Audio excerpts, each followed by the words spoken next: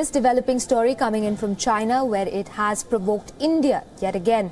This a day after India gave China a face saver in Doklam. China is now saying that it will factor in weather conditions to construct the road in Doklam.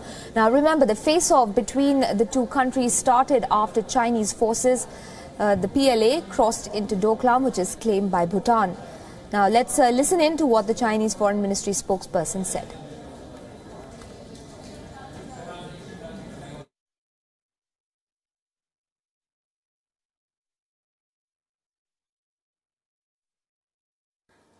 中方已经表明，印方的越界人员和设备已经全部撤回边界的印方一侧，中国边防部队继续在洞朗地区巡逻驻守。为了守边需要和改善当地居民的生产生活条件，中方长期以来在洞朗地区进行包括道路在内的基础设施建设。我们将综合考虑天气等各方面因素，根据实际情况做好有关的建设规划。 My colleague Ramesh Ramachandran joins us live from the international desk for more on that story. Ramesh, not much was said yesterday, but then some pretty pointed statements today. Make sense of this latest one coming from the Chinese Foreign Ministry for us. Clearly, Aisha, the Chinese Foreign Ministry remains non-committal on spelling out the terms of disengagement that India and China had agreed upon yesterday.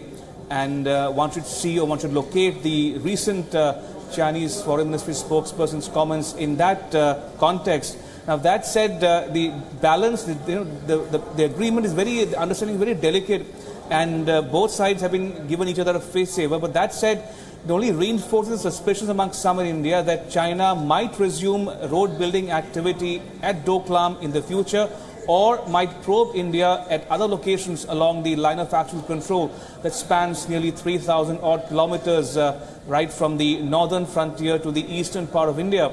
Or it might also probe India in a third country in India's neighborhood. So India is not ruling out Chinese attempts to change the status quo, as it were, at other locations along the line of actual control. And the Indian Army chief has said it in so many words that the Indian Army will remain vigilant and not drop its guard and not allow China to change the status quo or probe India at other locations, including most recently in Uttarakhand or in Ladakh. So India is on alert. It's not taking anything at face value yet.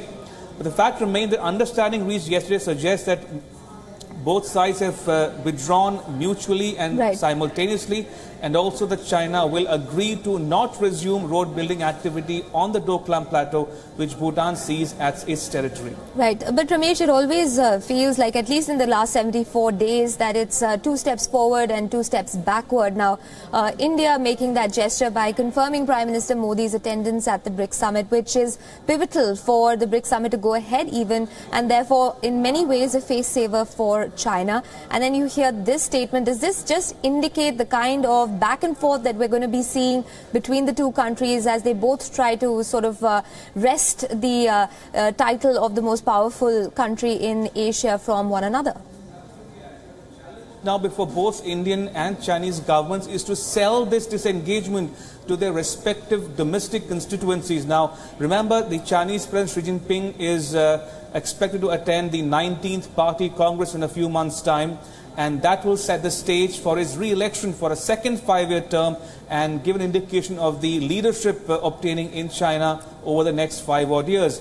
So from that perspective, he also needs to reassure his domestic constituency that all is well with China and Chinese foreign policy vis-a-vis India on the Doklam plateau. From India's perspective, India needs to also reassure its own domestic audience that it did not relent, did not cede any ground whatsoever to the Chinese machinations, as it were, psychological operations, coercion, threats, intimidation, and India has stared down the bullying tactics of China, as it was. So clearly, that is the dynamic at play here at the moment. But that said, Aisha, the fact remains that India may have used the BRICS summit and the deadline for the summit as an incentive for China to come to an understanding at the earliest. All right, we'll leave it at that, Ramesh. Thanks very much for bringing us up to speed on this latest development as far as India and China goes. Appreciate you joining us on the conversation.